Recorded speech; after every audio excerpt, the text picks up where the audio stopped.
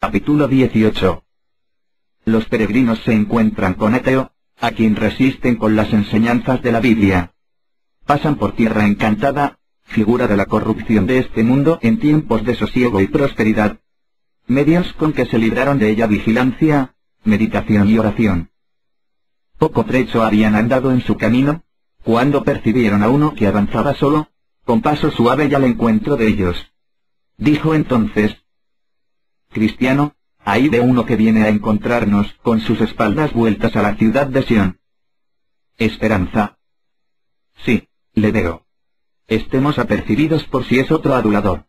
Habiendo llegado ya a ellos, Ateo, tal era su nombre, preguntó a dónde se dirigían. Cristiano: al monte Sión. Entonces Ateo soltó una carcajada estrepitosa. Cristiano: ¿por qué se ríe usted? Ateo: me río al ver lo ignorantes que sois en emprender un viaje tan molesto, cuando la única recompensa segura con que podéis contar es vuestro trabajo y molestia en el viaje. Cristiano: pero, ¿le parece a usted que no nos recibirán allí? Ateo: ¿recibir? ¿Dónde? Hay en este mundo, lugar que soñáis. Cristiano: pero lo hay en el mundo venidero. Ateo: cuando yo estaba en casa, en mi propio país, oí algo de eso que decís, y salí en su busca, y hace 20 años que lo vengo buscando, sin haberlo encontrado jamás. Cristiano: nosotros hemos oído y creemos que lo hay y se puede hallar. Ateo: si yo no lo hubiese creído cuando estaba en casa, no hubiera ido tan lejos a buscarlo, pero no hallándolo ya existir tal lugar, seguramente lo hubiera encontrado, porque lo he buscado más que vosotros. Me vuelvo a mi casa, y trataré de consolarme con las cosas que en aquel entonces rechacé por la esperanza de lo que ahora creo que no existe. Cristiano, dirigiéndose a Esperanza: ¿será verdad lo que este hombre dice? Esperanza: mucho cuidado, este es otro adulador. Acuérdate de lo que ya una vez nos ha costado el prestar oído a tal clase de hombres. Pues que ¿no hay ningún monte Sión? ¿No hemos visto desde las montañas de Delicias la puerta de la ciudad? Además, ¿no hemos de andar por la fe? Vamos, vamos, no sea que nos venga otra vez el del látigo. No olvidemos aquella importante lección, que tú debieras recordar, César, hijo mío, de oír la enseñanza que induce a divagar de las razones de sabiduría. Deja de escucharla, y creamos para la salvación de nuestras almas. Cristiano: hermano mío, no te propuse la cuestión porque dudara de la verdad de nuestra creencia, sino para probarte y sacar de ti una prenda de la sinceridad de tu corazón. En cuanto a este hombre, bien sé yo que está cegado por el Dios de este siglo. Sigamos tú y yo, sabiendo que tenemos la creencia de la verdad, en la cual ninguna mentira tiene parte. Esperanza: ahora me regocijo en la esperanza de la gloria de Dios. Y se retiraron de aquel hombre, y él, riéndose de ellos, prosiguió su camino. Entonces vi en mi sueño que siguieron hasta llegar a cierto país, cuyo ambiente naturalmente hace soñolientos a los extranjeros. Esperanza empezó, en efecto, a ponerse muy pesado y con mucho sueño, por lo cual dijo: Esperanza, voy teniendo tanto sueño que apenas puedo tener abiertos más los ojos. Echémonos aquí un poco, y durmamos. Cristiano: de ninguna manera, no sea que si nos dormimos no volvamos a despertar. Esperanza: ¿y por qué? Hermano mío, el sueño es dulce al trabajador. Si dormimos un poco nos levantaremos descansados. Cristiano: ¿no te acuerdas que uno de los pastores nos mandó cuidarnos de tierra encantada? Con eso quiso decirnos que nos guardásemos de dormir. Por tanto, no durmamos como los demás, antes velemos y seamos sobrios. Esperanza: reconozco mi error, y si hubiera estado aquí hubiera corrido peligro de muerte, y veo que es verdad lo que dice el sabio: mejores son dos que uno. Hasta aquí tu compañía ha sido un bien para mí, y ya tendrás una buena recompensa por tu trabajo. Cristiano: para guardarnos, pues, de dormitar en este lugar, empecemos un buen discurso. Esperanza: con todo mi corazón. Cristiano: ¿por dónde empezaremos? Esperanza. ¿Por dónde empezó Dios con nosotros? Pero ten tú la bondad de dar principio. Cristiano. Voy, pues, a hacerte una pregunta. ¿Cómo pasaste a pensar en hacer lo que estás haciendo ahora? Esperanza. ¿Quieres decir que cómo llegué a pensar en ocuparme del bien de mi alma? Cristiano. Sí, ese es mi sentido. Esperanza. Hacía ya mucho tiempo que yo me deleitaba del goce de las cosas que se veían y vendían en nuestra feria. Cosas que, según creo ahora, me hubieran sumido en la perdición y destrucción a haber seguido practicándolas. Cristiano. ¿Qué cosas eran? Esperanza. Pues eran los tesoros y riquezas de este mundo. También me gozaba mucho en el bullicio, la embriaguez, la maledicencia, la mentira, la lujuria, la infracción del día del Señor y qué sé yo cuántas cosas más, que todas tendían a la destrucción de mi alma. Pero, por fin, oyendo y considerando las cosas divinas que oí de tu boca y de nuestro querido fiel, muerto por su fe y buena vida en la feria de vanidad, hallé que el fin de estas cosas es muerte. Y que por estas cosas viene la ira de Dios sobre los hijos de desobediencia. Cristiano. ¿Y caíste desde luego bajo el poder de esa convicción? Esperanza. No, no quise desde luego reconocer la maldad del pecado ni la condenación que le sigue, antes procuré, cuando mi mente empezaba a estar conmovida con la palabra, cerrar mis ojos a su luz. Cristiano. ¿Pero por qué así resistías a los primeros esfuerzos del Espíritu bendito de Dios? Esperanza. Las causas fueron 1. No sabía que aquella era la obra de Dios en mí. Nunca pensé que era la convicción de pecado, por donde Dios empieza la conversión de un pecador. 2. Todavía era muy dulce el pecado a mi carne, y sentía mucho tener que abandonarlo. 3. No acerté a despedirme de mis antiguos compañeros, cuya presencia y acciones me eran tan gustosas. 4. Eran tan molestas y terroríficas las horas en que sufría por estas convicciones, que mi corazón no podía soportar ni aun su recuerdo. Cristiano. Es decir, que algunas veces te pudiste desembarazar de tu molestia. Esperanza. Ciertamente, pero nunca no del todo, así que volvía otra vez a estar tan mal y peor que antes. Cristiano. ¿Qué era lo que te traía una y otra vez los pecados a la memoria? Esperanza. Muchas cosas, por ejemplo, el encontrar simplemente a un hombre bueno en la calle, el oír alguna lectura de la Biblia, el simple tener un dolor de cabeza, el que algún vecino estaba enfermo o el oír tocar la campana a muerto, el mismo pensamiento de la muerte, el oír referido presenciar una muerte repentina, pero, sobre todo, el pensar en mi propio estado y que muy pronto iba a comparecer a juicio. Cristiano. ¿Y pudiste alguna vez sentir alivio del peso de tu pecado, cuando de alguno de estos modos se te hacía presente? Esperanza.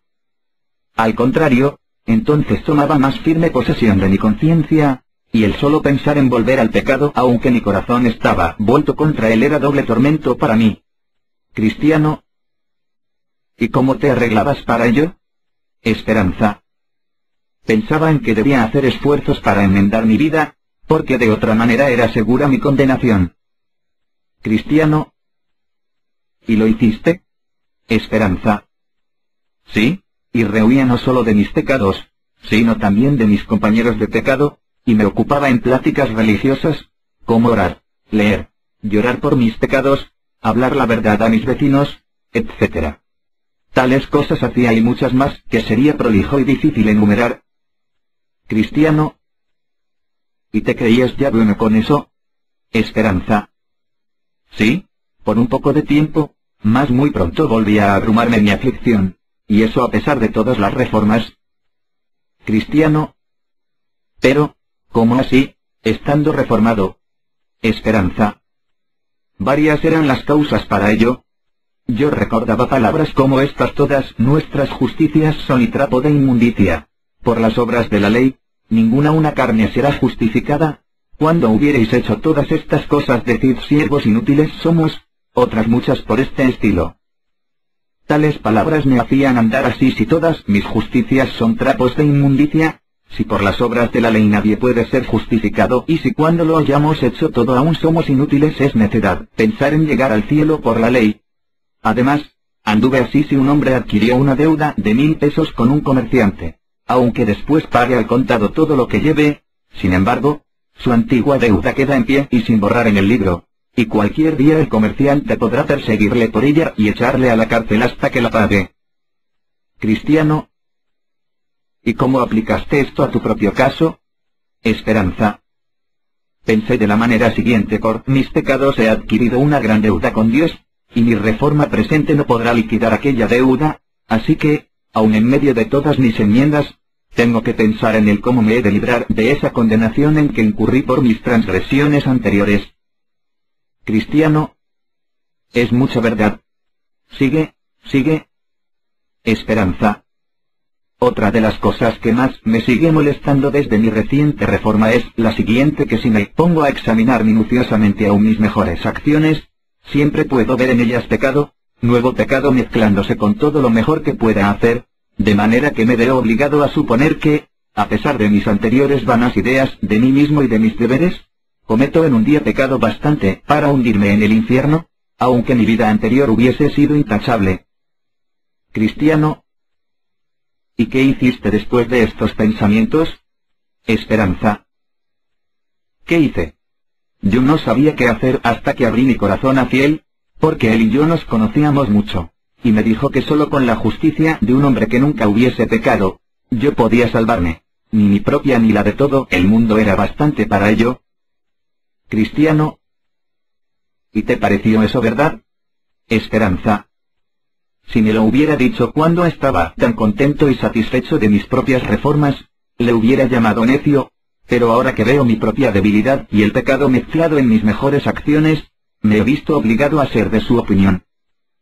Cristiano: pero cuando él te hizo por primera vez esta indicación, ¿te parecía posible encontrar un hombre tal, de quien se pudiera decir que nunca había pecado? Esperanza: tengo que confesar que sus palabras en un principio me parecieron muy extrañas, pero después de más conversación y más trato con él, me convencí realmente de ello. Cristiano: ¿y le preguntaste quién era ese hombre, y cómo habías de ser justificado por él? Esperanza: ah, sí, y me dijo: es el Señor Jesús que está a la diestra del Altísimo. Y añadió: has de ser justificado por él de esta manera, confiándote en lo que él por sí mismo hizo en los días de su carne y lo que sufrió cuando fue colgado en el madero. Le pregunté, además, cómo podía ser que la justicia de aquel hombre pudiese tener tal eficacia que justificase a otro delante de Dios, y me dijo que aquel era el Dios poderoso, y que lo que hizo y la muerte que padeció no eran para sí mismo, sino para mí, a quien serían imputados sus hechos y todo su valor al creer en él. Cristiano: ¿y qué hiciste entonces? Esperanza: hice objeciones contra la fe de esto, porque parecía que el Señor no estaba dispuesto a salvarme. Cristiano: ¿y qué te dijo fiel entonces? Esperanza: me dijo que fuera a él y viera. Yo le objeté: esto sería en mí presunción. Él me contestó que no, que había sido invitado a ir. En esto me dio un libro que Jesús había dictado, para animarme a acudir con más libertad, añadiendo que cada jota y tilde en él estaba más firmes que el cielo y la tierra. Entonces le pregunté qué era lo que debía hacer para acercarme a él, y me enseñó que debía invocarle de rodillas, debía implorar con todo mi corazón y mi alma al Padre a que revelase a su Hijo en mí. Volví a preguntar acerca del cómo debía hacerle mis plegarias, y me dijo: vete y le hallarás sentado sobre un propiciatorio, donde permanece siempre para dar perdón y remisión a los que se le acercan. Le manifesté que no sabría qué decir cuando me presentaste a él, y me recomendó que le dijese palabras como estas: Dios, sé propicio a mi pecador, y hazme conocer y creer en Jesucristo, porque reconozco que si no hubiera existido su justicia o si no tuviera yo fe en ella, estaría del todo perdido. Señor, he oído que eres un Dios misericordioso, y que has puesto a tu Hijo Jesucristo como Salvador del mundo, y que estás dispuesto a concedérselo a un pobrecito pecador como yo, y en verdad que soy pecador. Señor, manifiéstate en esta ocasión y ensalza tu gracia en la salvación de mi alma mediante tu Hijo Jesucristo. Amén. Cristiano: ¿Y lo hiciste así? Esperanza. Sí, 1 y 1000 veces. Cristiano. ¿Y el Padre te reveló a su Hijo? Esperanza. No, ni la primera, ni la segunda, ni la tercera, ni la cuarta, ni la quinta, ni aun la sexta vez. Cristiano. ¿Y qué hiciste al ver esto? Esperanza. No sabía qué hacer. Cristiano. ¿No estuviste tentado a abandonar la oración? Esperanza. Sí, 200 veces. Cristiano. ¿Y cómo es que no lo hiciste? Esperanza. Porque creía que era verdad lo que me había dicho, a saber que sin la justicia de este Cristo, ni todo el mundo sería poderoso para salvarme, y, por tanto, discurría así conmigo mismo. Si lo dejo, me muero, y de todos modos quiero más morir al pie del trono de la gracia. Además, me vinieron a la memoria estas palabras: aunque se tardare, espéralo, que sin duda vendrá, no tardará. Así, seguí orando hasta que el Padre me revelase a su Hijo. Cristiano. ¿Y cómo te fue revelado? Esperanza. No le di con los ojos del cuerpo, sino con los del entendimiento. Y fue de esta manera: un día estaba tristísimo, más triste, según me parece, que jamás había estado en mi vida, siendo causada esta tristeza por una nueva revelación de la magnitud y vileza de mis pecados, y cuando yo no esperaba otra cosa que el infierno, la eterna condenación de mi alma, de repente me pareció ver al Señor Jesús mirándome desde el cielo, y diciéndome: cree en el Señor Jesucristo y serás salvo. Pero, contesté: Señor, soy un pecador grande, muy grande. Y me respondió: bástate mi gracia. Volví a decirle: pero, Señor, ¿qué cosa es creer? Y vi por aquel dicho: el que a mí viene nunca tendrá hambre, y el que en mí cree, no tendrá sed jamás, que el creer y el venir era todo una misma cosa, y que aquel que, es decir, que corre en su corazón y afectos tras la salvación por Cristo, aquel, en realidad, cree en Cristo.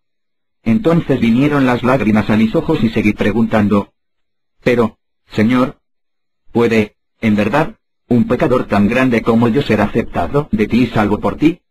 Y le oí decir: al que a mí viene no le echo fuera. Y dije: pero, Señor, ¿cómo he de pensar de ti, al venir a ti, para que mi fe esté bien puesta en ti? Y me dijo: Jesucristo vino al mundo por salvar a los pecadores. Él es el fin de la ley, para justicia a todo aquel que... Él fue entregado por nuestros delitos y resucitado para nuestra justificación. Nos amó, y nos ha lavado de nuestros pecados con su sangre. Él es el mediador entre Dios y nosotros.